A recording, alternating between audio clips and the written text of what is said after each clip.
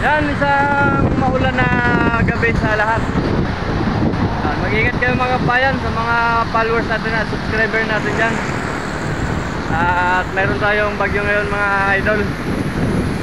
So sana lahat tayo ay safety. Yan. So ako galing akong duty, uwi tayo sa bahay kahit na may bagyo, duty pa rin tayo mga idol. Yan. Lakas ng hangin mga idol, lakas ng hangin. Ayun, kala ko may kidlat. Bali ilaw lang pala yun na ako may kidlat. Doon, may bagyo kasing blessing ngayon mga idol. Kaya mag-ingat po tayo lahat mga kabayan.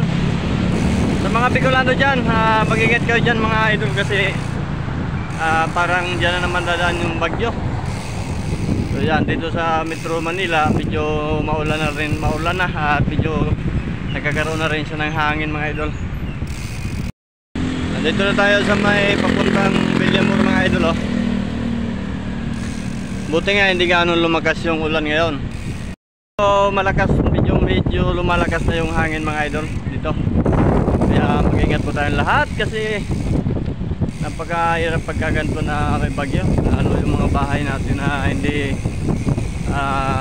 kuwan sa bagyo, hindi naka-design. Maraming salamat sa mga subscriber natin dyan sa ating YouTube channel. Magandang gabi, maulan na gabi sa inyo lahat mga idol. Malakas na hangin no? Dito na tayo sa Villamor.